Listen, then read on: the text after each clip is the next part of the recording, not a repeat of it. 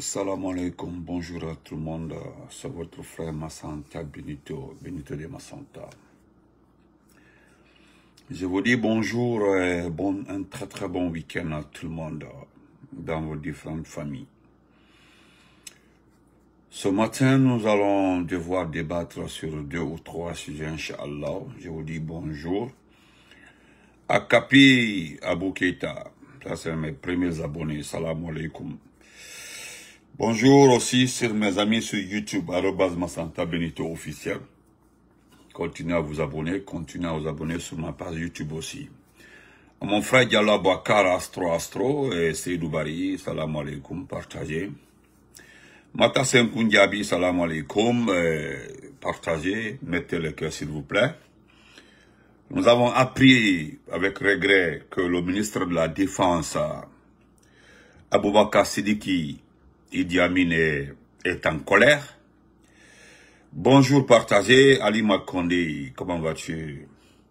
Aya partagé. Mon frère, mon grand, Diawara Fasseli, salam alaikum.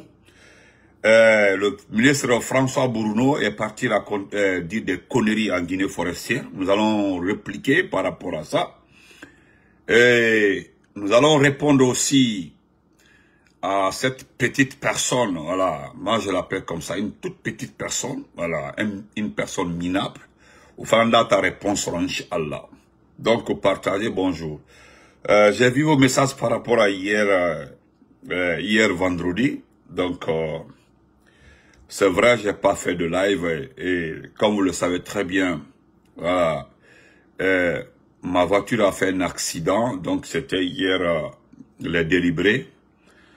Donc, c'est par rapport à ça, vous ne m'avez pas vu hier. Mais bon, ça va.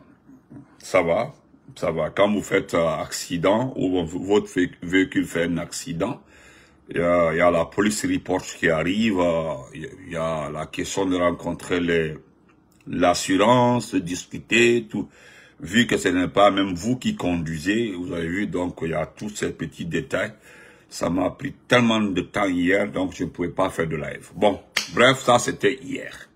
Merci mon frère. Ok, tu l'auras, celui qui veut mon képi. Mon beau salam alaikum.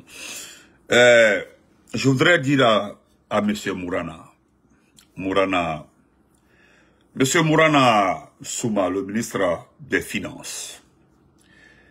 Vous avez vu, Dieu s'est rattrapé. Dieu sait se rattraper. C'est-à-dire, Dieu est le seul créateur, c'est-à-dire, c'est le seul, c'est l'unique. Donc, il est en train de se rattraper. Dieu est en train de se rattraper. Si Dieu était en retard, il est en train de se rattraper. Parce que, on dit, c'est Dieu qui a voulu que le délinquant Mamadi soit au pouvoir. Moi aussi, moi, au Tignan. Mais pourquoi aussi il est au pouvoir? C'est une autre question. C'est un autre débat qui s'impose à tout le monde. Pourquoi?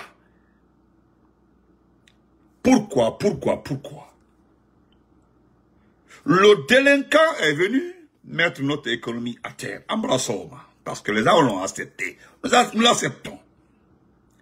Mais lorsque M. Makosso, le marmailleur, dit que c'est le seul pays francophone où l'économie est stable actuellement là, j'aimerais aussi que vous regardiez M. Makosso, vous avez sauté, Makosso, merci, remettre le rapport du FMI.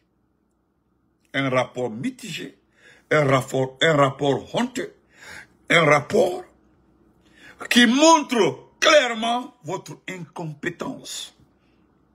Quand on me dit que vous avez été formé tout récemment par des écoles techniques, des écoles statistiques, je suis dépassé au temps du procès Alpha Condé. Madame Siranoa, vous savez, comment vas-tu? Mon frère Kalutra, salam alaikum. Donc, ce sont des questions, voilà des multitudes de questions que Benito met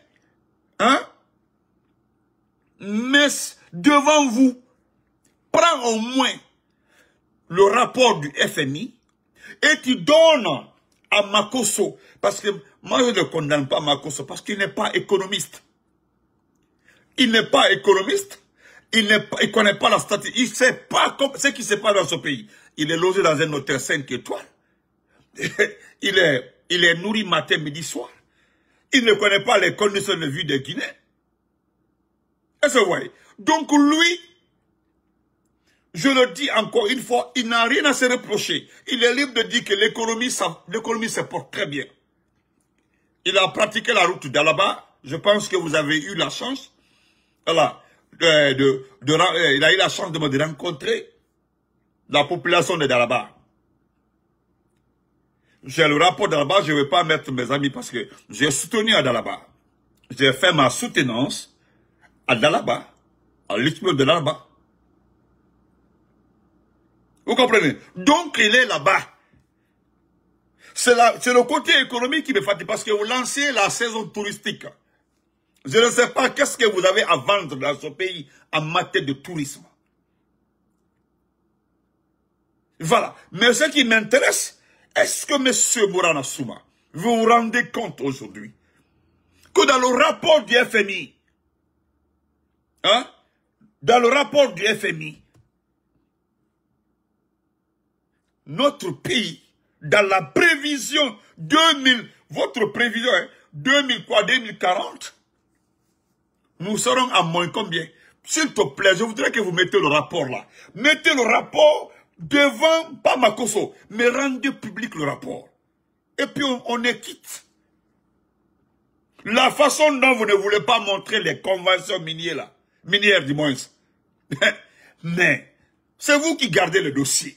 Et puis vous venez faire la publicité des dossiers que vous ne montrez pas aux autres pour éviter les critiques, pour éviter la compréhension sur les dossiers. Vous refusez. Sinon, quand il y a une convention minière, et une minière du moins, ben on monte ça, on met dans le site, tout le monde est au courant, qu'est-ce que dans le contenu, parce que c'est une mine guinéenne, ça appartient au pays. Vous êtes le ministre de l'économie et des finances, vous êtes le ministre du budget, le ministre des finances, le chef du gouvernement, le ministre des mines, les quatre là sont concernés par les mines. Voilà où va aller l'argent, celui qui va dépenser l'argent et celui qui doit faire le rapport de l'argent. Le Premier ministre, le ministre de l'économie, le ministre du budget. Le ministre des mines, c'est lui le pourvoyeur. Donc, les quatre là doivent s'asseoir, faire une conférence de presse, expliquer sur toute la ligne, voilà la convention, voilà. Parce que on m'apprend que pour rien au monde, M. Mourana, vous pouvez venir s'arrêter devant les gens pour donner le contenu de cette convention. Jamais. Parce que, je vais lire le texte tout de suite là, parce que c'est moi qui ai évoqué, je me suis posé des questions, des intellectuels, des cadres du département des mines.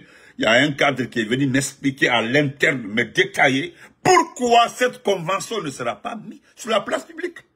Et il dit, Benito, mon frère, jeune frère, c'est pas la peine, ne te fatigue pas. Vous n'aurez pas cette convention. Je ne dis pas, je ne dis pas qu'ils sont capables de vous donner un document pour détourner l'attention des uns et des autres sur les bénéfices personnels. Pas pour le peuple, les bénéfices personnels. Sinon, je suis travailleur du ministère des Mines, mais monsieur le ministre des Mines, monsieur le ministre des Finances, monsieur le ministre du Budget, les trois ne peuvent pas venir vous regarder. Regardez ce peuple, donner le contenu de cette convention. Jamais attaqué. Vous comprenez?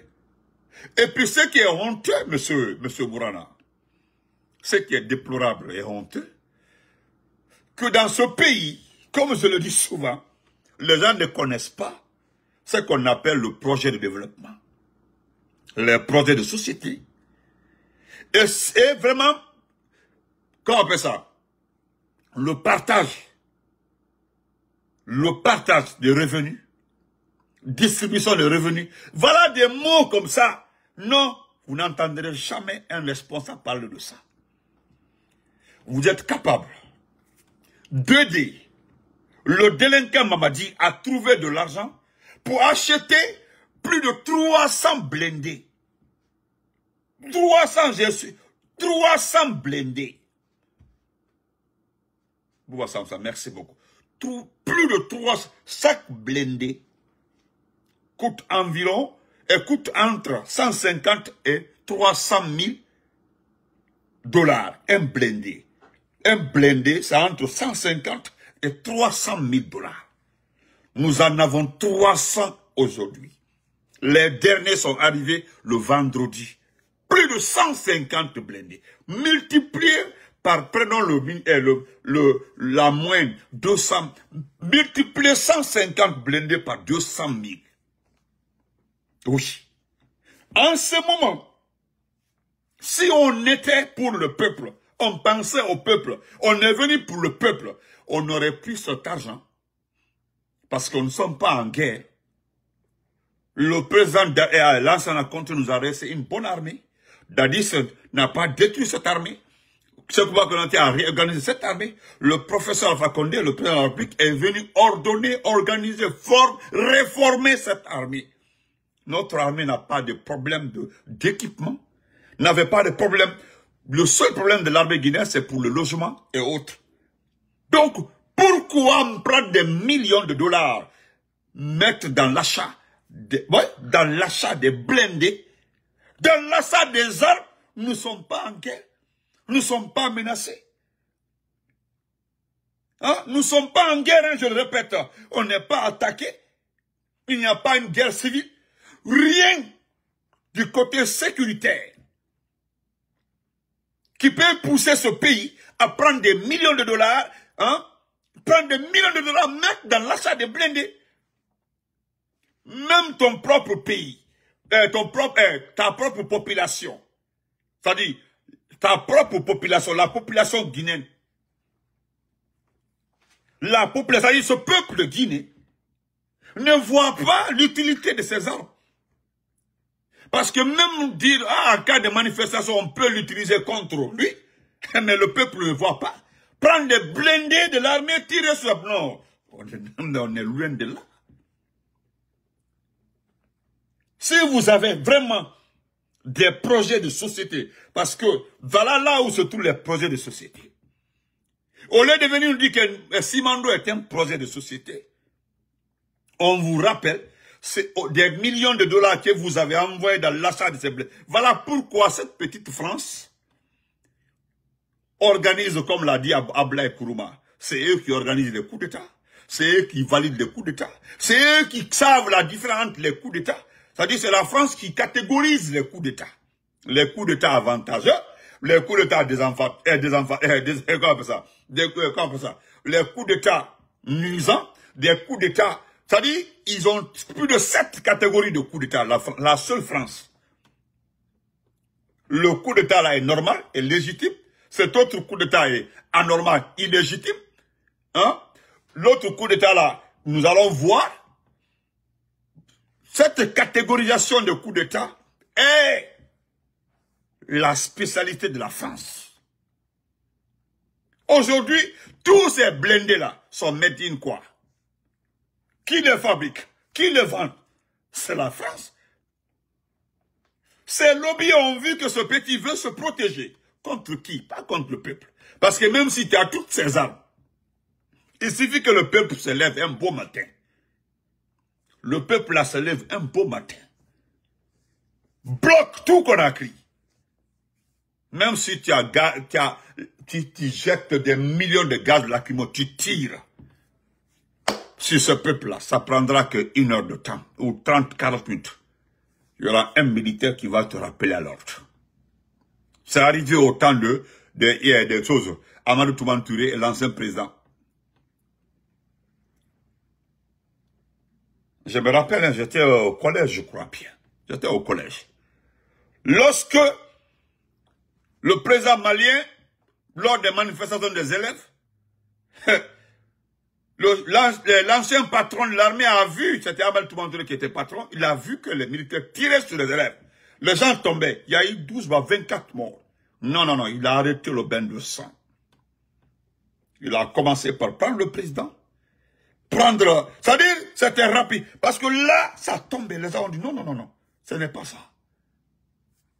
Donc, même Béba Tubolo, même si tu as toutes ces armes, tous ces blindés-là, il suffit que le peuple se lève un beau matin. Mon ami, qui va laisser, c'est-à-dire, Les gens vont rentrer entre ces blindés là comme ça, ces frères de chemin pour aller te prendre. Vous comprenez? Donc, il est au long.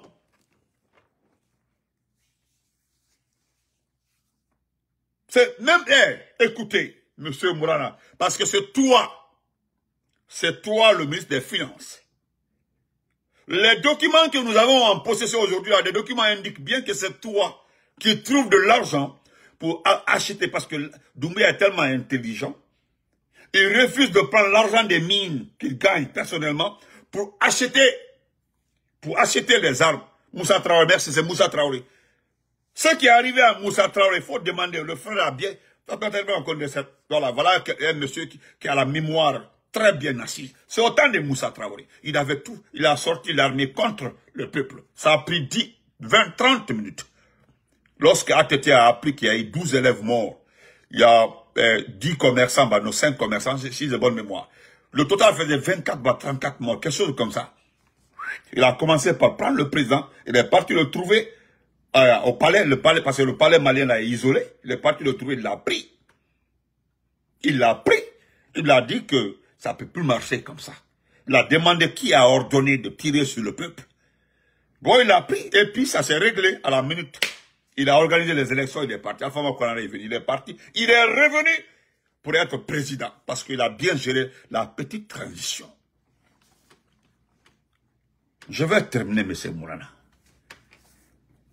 Parce que je prends ton exemple pour envoyer ça dans le camp de M. Baouri, qui parle de Simandou comme projet de société. Parce que c'est ça dans toutes les lèvres, sur toutes les lèvres. Simandou, projet de société. Simandou, 2040. Simandou, 2060.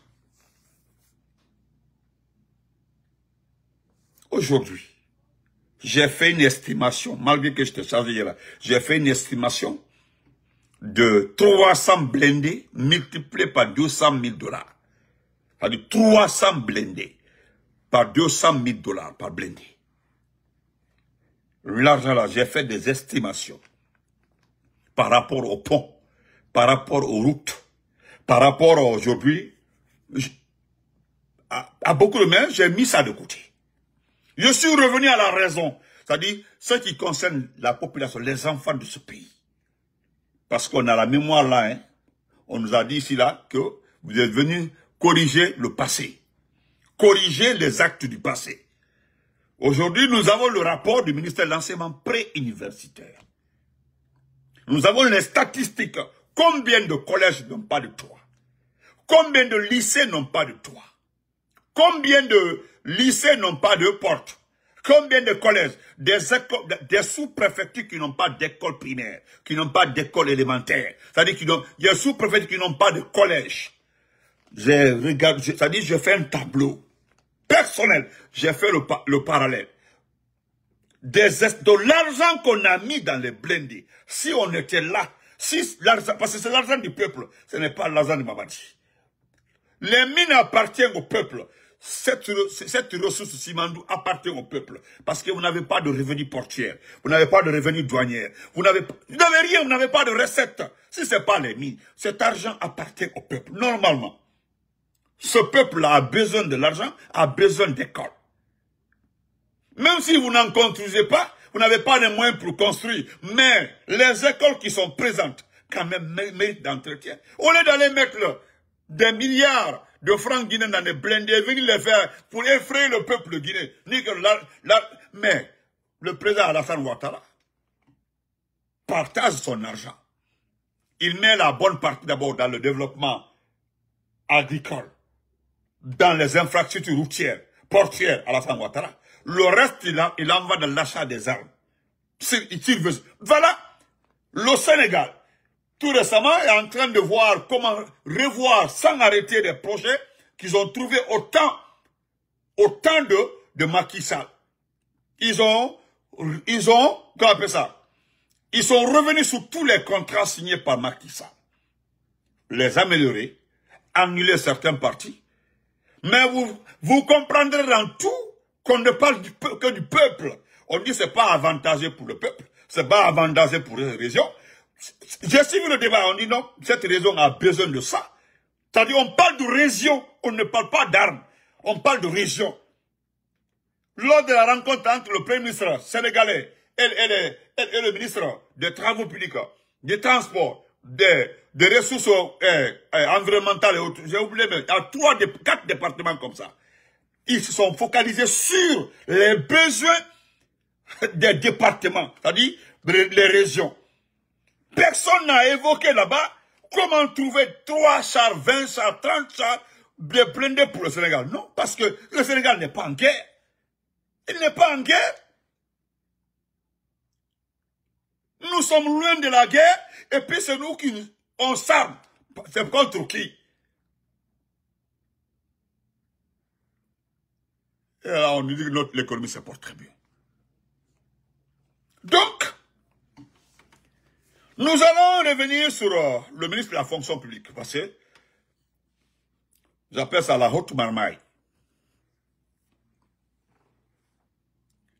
C'est lui, regardez-le, un jeune vaurien.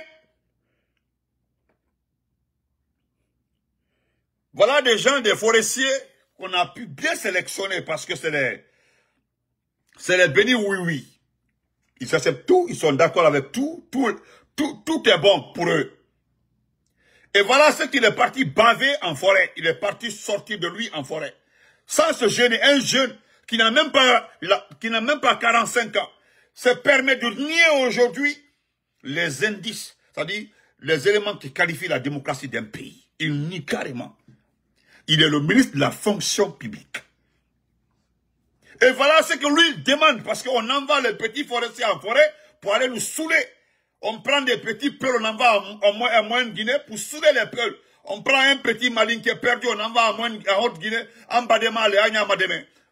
Bon, vous avez vu ce qui s'est passé à Forêt-Caria. On prend des ministres sous-sous, on envoie quelque part en Basse-Côte pour dire non, Doumbouya est une bonne personne. Aïe, non, on va à Kolo, on t'en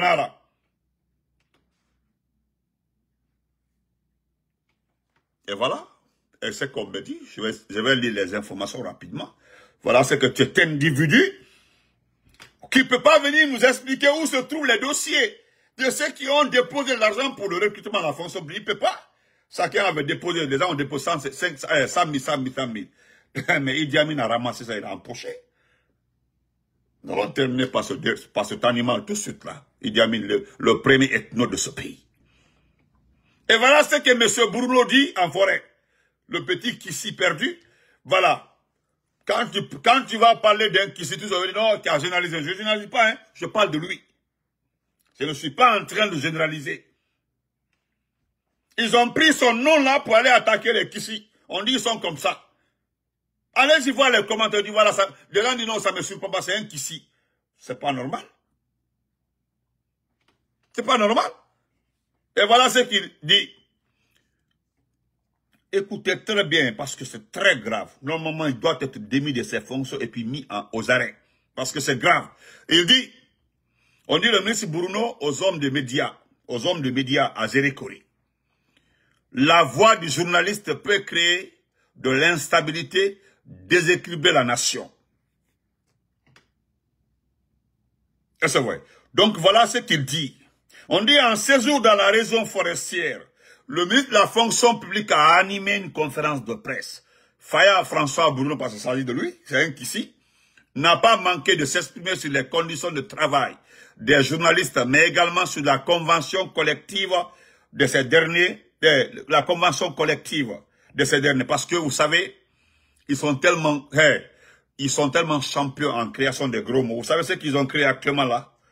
Il y a un document, comme le 31 décembre arrive, il y a un document qu'ils ont créé qu'on appelle la convention collective. Moi, Benito, Wallah, Billah, Tallah, tu me donnes ça comme un sujet de cette assemblée, je ne vais pas m'en sortir. Convention collective. Ni tête, ni queue. Que la convention collective. C'est-à-dire, convention collective, c'est un document, un mémorandum qu'ils ont écrit, qui vont remettre à toute personne qui veut ouvrir un média dans ce pays, qui veut travailler en matière de journalisme dans ce pays-là. Mais allez-y, lire le contenu de la convention collective. C'est-à-dire, ils ont écrit à l'image de ce qu'eux, ils pensent de la presse. C'est-à-dire, leur pensée, ce qui est dans leur tête. Là. Ils ont mis ça, ils disent voilà, si tu veux être journaliste dans ce pays-là, voilà comment tu vas te comporter. Si tu veux ouvrir un média ici, là, ou bien une radio ou une télévision, voilà comment tu dois te comporter. C'est comme ça, hein. Et voilà ce qu'il dit. C'est que lui dit, nous allons bientôt engager la convention collective des médias. Merci beaucoup, frère Amadou. Partagez. Nous allons bientôt engager la convention collective des médias. Il faut que les patrons des médias arrêtent des traitements précaires vers les personnels. Nous voulons dans la convention collective fixer un salaire minimum. C'est eux qui vont fixer le salaire. Oui. Ça c'est à votre avantage. Ils sont en train de saouler les gens. Comme s'ils pensent aux journalistes. Ils sont trop solidaires aux journalistes, quoi. Que c'est nous qui allons fixer le salaire de base. Hein? Donc, ça c'est à votre avantage, à ce que je sache. Donc, vous devez accompagner le gouvernement dans sa vision actuelle.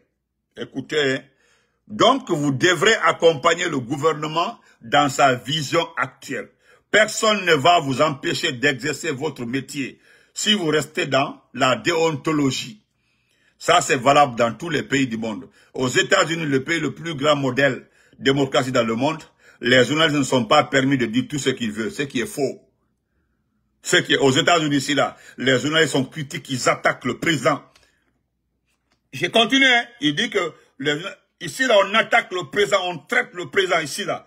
Tu penses qu'aux États-Unis, c'est-à-dire quand la Guinée de Mamadi Doumbouya se compare aux États-Unis, quand le Mamadi Doumbouya prend l'exemple sur les États, mais aux États-Unis on n'a pas fait de coup d'État pour arriver au pouvoir. Mais vous êtes dans un pays où il y a eu coup d'État. Parlons de ça, petit Bruno, qu'aux États-Unis, un journaliste n'est pas permis de dire ce qu'il veut. Mais aux États-Unis, c'est que tu n'es pas là. Tu n'es pas là. Non, tu n'es pas là. Et si là, ce que tu fais là, on le dit. Et puis ça ne sauve pas. Ce que tu fais là, on le dit.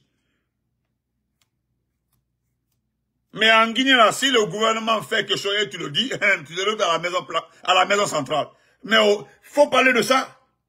Est-ce que tu peux critiquer Mamadi sans se retrouver à la maison centrale? Aux États-Unis, on critique aujourd'hui là la question fondamentale, petit Bruno, parce que tu es un Bambé. Ici là, la question d'immigration. Le président est traité de tout.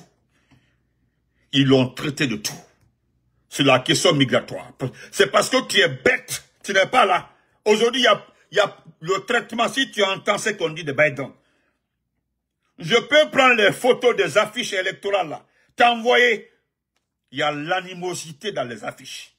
Ou bien tu n'as pas entendu la dame Kamala dire que la brutalité dans les élections n'est pas du tout jolie. Parce qu'il y a une brutalité très grave.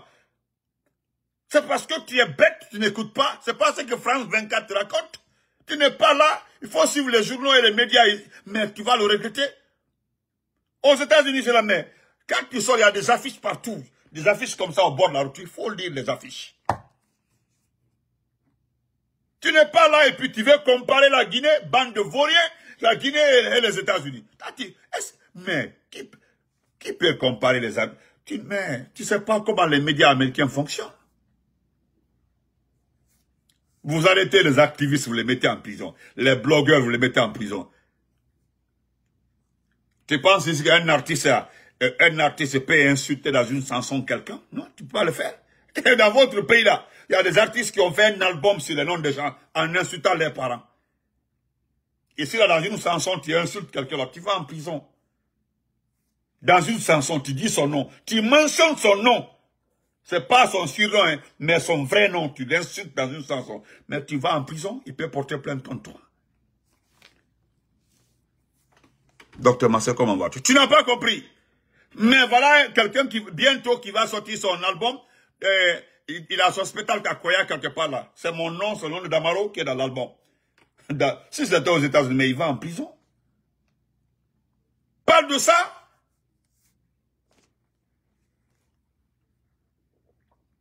Aux États-Unis, grand modèle de la démocratie, les journalistes ne sont pas permis de dire ce qu'ils veulent. Il y a des cahiers de charge, il y a les médias sanctionnent les journalistes, n'importe où, laissons ça. Le gouvernement ne peut pas vigiler la presse. Écoutez-le encore, écoutez l'animal, ce qu'il dit. Il dit que le gouvernement ne peut pas museler la presse. Merci beaucoup, frère Moussa Dramé. Ils ont perdu le repère. C'est ça même. C'est le mot-là qui, voilà les gens qui connaissent le vrai français. C'est les gens qui ont perdu de repère. C'est ça même, mon frère. Et voilà ce qu'il dit ici. Il dit que le gouvernement ne peut pas museler la presse. Et Allah. Il dit que le gouvernement ne peut pas museler la presse. Hein? Non, frère Chérif Conté, il n'a pas besoin d'entendre. Pour lui, il pense que c'est le gouvernement. Il pense que, frère, ici, c'est le gouvernement américain qui dit aux journalistes le média, ce qu'il doit faire. Il ne connaît pas. Ici même, il y a des médias partisans. Il y a des médias qui appartiennent aux démocrates. Il y a des médias qui appartiennent aux républicains. C'est-à-dire que les médias là sont conservateurs. Il y a des médias qui sont conservateurs. Il y a des autres, par exemple, quand tu prends le CNN, ça c'est pour les conservateurs. Quand un démocrate passe là-bas, on le cuit. Il ne sait pas ça. Il ne connaît pas où. Il n'est pas là-haut. Il ne connaît pas. Oh, à Philadelphie, quand il y a eu le débat ici, à Philadelphie, quand il y a eu le débat ici entre Trump et Mme Kamala, Trump a accusé les médias d'avoir donné les questions-réponses déjà à Mme Kamala, parce qu'ils savent, notre station ici, là, n'est pas, ce sont des démocrates. Ils ne sont pas pour les conservateurs. Mais si on me dit que le gouvernement ne peut pas museler la presse, alors où sont les médias privés aujourd'hui? Où est FIM? Où est Joba? Où est Grande Gueule? Où sont ces médias aujourd'hui? Bande de vauriens, un petit forestier pervers.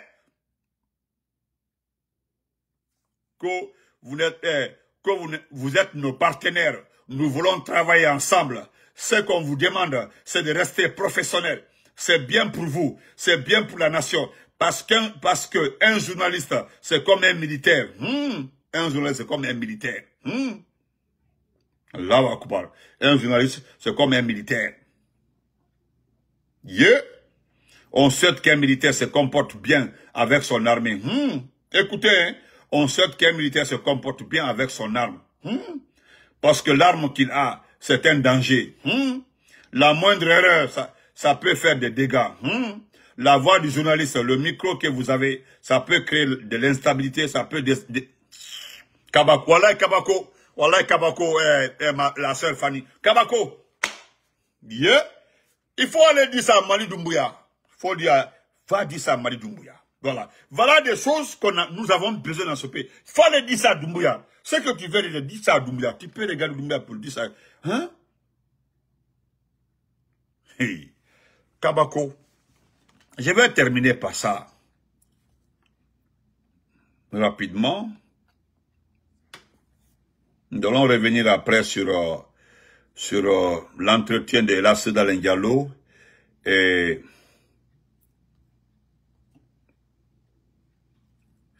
ça, c'est une information. Non, frère Ibrahim Zebango, il est dans mon frère. Et Luna, quoi, grand frère, il faut laisser les gars là. Ils sont en retard, quoi. Voilà aussi un rapport, je vous lis ça rapidement. Hein. Je vous lis ça rapidement. La Banque mondiale a publié son rapport annuel sur la conjoncture économique de la Guinée en 2024. Écoutez très bien, allez-y voir. Je ne suis pas en train d'inventer. Allez-y vérifier. La Banque mondiale a publié son rapport annuel sur la conjoncture économique de la Guinée en 2024. S'il vous plaît, allez-y voir le document. Il n'y a pas de débat, hein. Allez-y voir le document, s'il vous plaît. Vous allez comprendre que les tapes à l'heure qui se passent en Guinée, là, ça ne concerne que les familles du CNRD. Ça ne concerne pas le peuple. Quand vous regardez, vous lisez ce contenu-là, vous allez, a dit que quoi aille pour la Guinée. Aïe que quoi la Guinée, toi.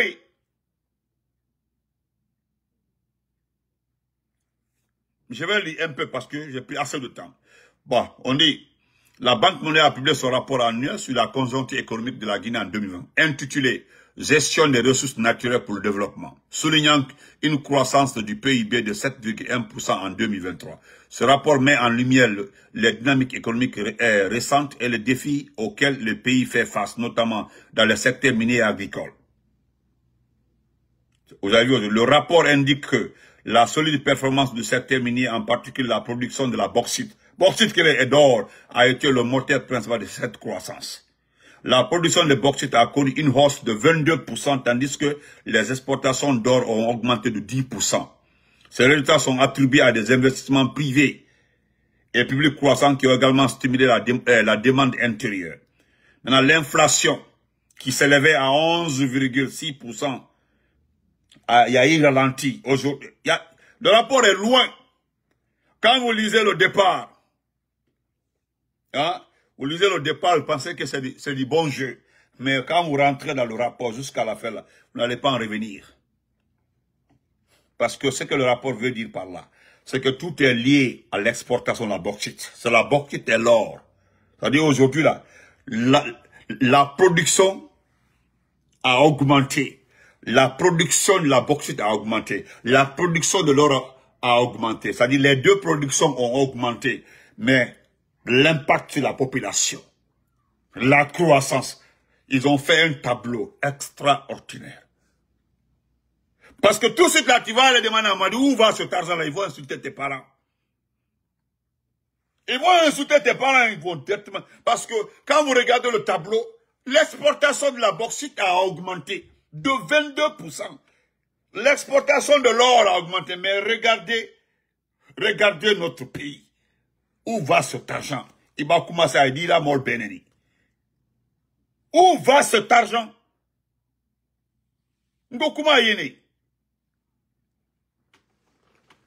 Bon, on quitte dans ça.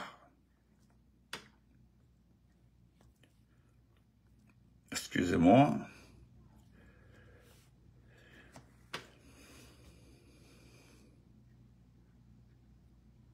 Nous allons revenir après sur comment on appelle ça, dans un autre direct sur la sortie de Bogolan-Haba. Bon, on a pris assez de temps. Je vais terminer par le ministre de la Défense. Je vais lire ça. On nous dit on nous apprend que le ministre de la Défense, Abba Kassim Kamara, n'est pas content de certaines entreprises adjudicatrices des travaux de son département. Le général à la retraite s'est dit dessus du retard accusé par ces entreprises dans la réalisation des infrastructures comme celle devant abriter la prochaine école du Britannique militaire de Guinée. Et écoutez ce qu'il a dit.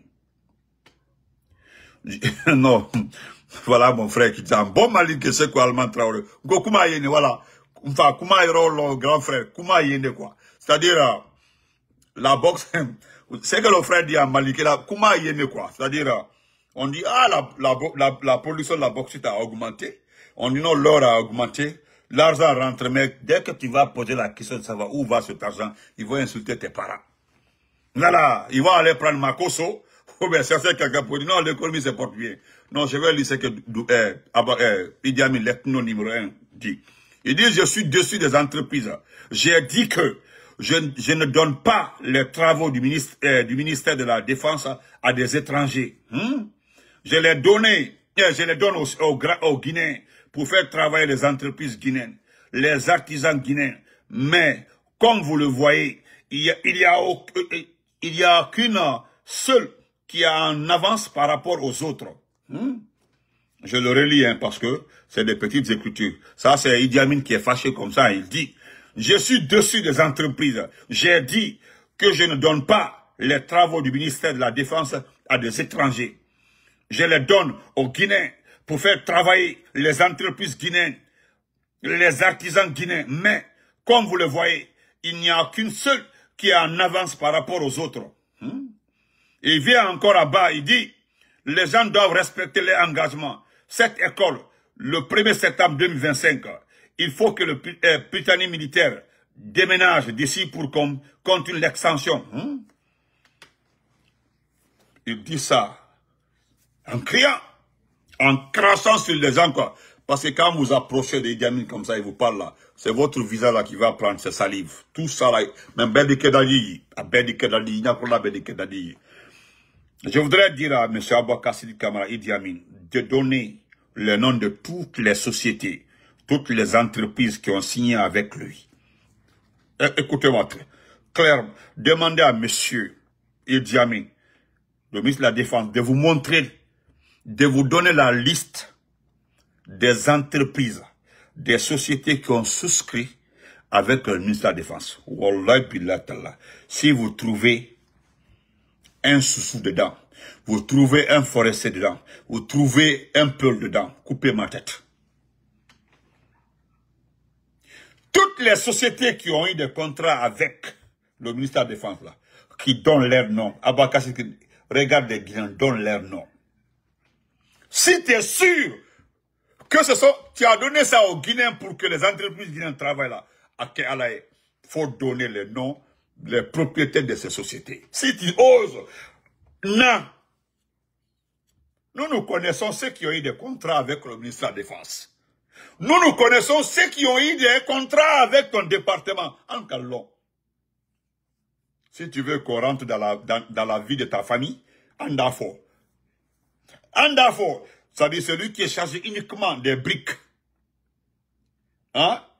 Ceux qui sont chargés des briques. Même occupé une caroko là. Tu as donné, tu as démultiplié. Hein? Parce qu'il y a une seule personne, oui. Mon frère, je ne voulais même pas parler de KPC. Parce qu'on sait qui tu veux attaquer.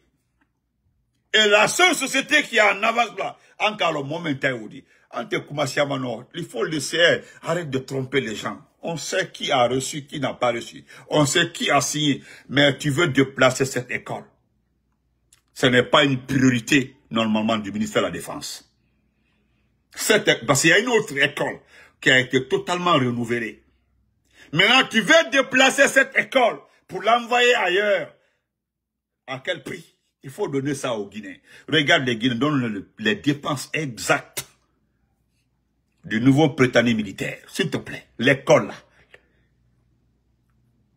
Il y avait des projets dans les camps militaires, construction des maisons dans les camps militaires. Et mon projet, on va continuer. C'est pour aller construire une école. Déjà, il y a une autre qui est refaite, qui est peinte, tout est là, mais tu veux, hey, arrêtez de tromper les gens.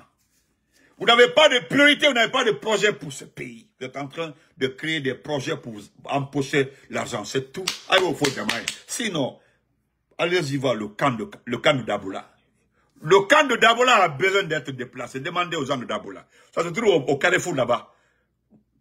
Le camp militaire de Daboula est un vieux camp militaire qui a besoin d'être déplacé. Le camp de Daboula. Demandez aux ressortissants de Daboula. Allez-y au camp militaire de Mamou. Mamou en haut là-bas, sur la colline là-bas, vers le village là-bas. Entre on faire le devant le Kimbel là-bas, devant, en haut là-bas. Allez-y voir le camp militaire. Tous les bâtiments sont vestis. Allez-y voir le camp militaire de Massanta. C'est là-bas, sur la colline. Mais, allez-y dans là-bas. Dans là-bas où il y a les touristes là. Allez-y voir le camp militaire de là-bas. Mon ami, il y a beaucoup à faire. C'est pas tu ne veux pas venir tromper la côte. Quand tu veux attaquer, vous voulez arrêter KPC, je ne sais pas si c'est KPC ou autre. En tout cas, il y a des gens qui vous dites qu'ils n'ont pas respecté les contrats. Non. Ils vous ont dit de donner l'argent parce qu'on nous connaît comment les contrats ont été. Vous avez demandé aux entreprises de continuer à travailler. Après, vous allez leur donner l'argent. Il y a d'autres qui ont perdu dans ça. Ils ont pris des crédits. Et jusqu'à ils n'arrivent pas à rembourser les banques. Vous voyez qu'il y a des ici qui m'ont. Donc, on se reprend après. Portez bonne journée à tout le monde. Donc, on va. Il faut arrêter de mentir. La façon dont tu dis que tu connais ce pays-là, quand l'histoire de la Guinée s'est écrite sur ton petit empire, là, viens regarder les Guinéens, donne les noms des sociétés qui ont souscrit au ministère de la Défense. Ni sera Flafeu, ni Kafofeu, même les budgets. Il faut donner le budget exact du Britannique militaire, à 10. Si Doumbouya est un garçon là, il va t'arrêter. Hein? On peut quoi faire? On doit te tromper là-haut. Voilà. On doit te tromper là-haut. Nous finissons.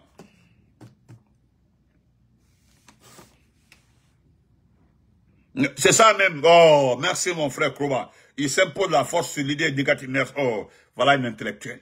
C'est ça. Il impose la force sur l'idée négative.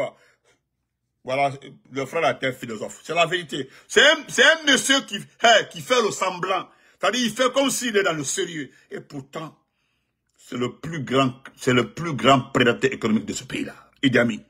Il a fini de tout prendre. En me coffre.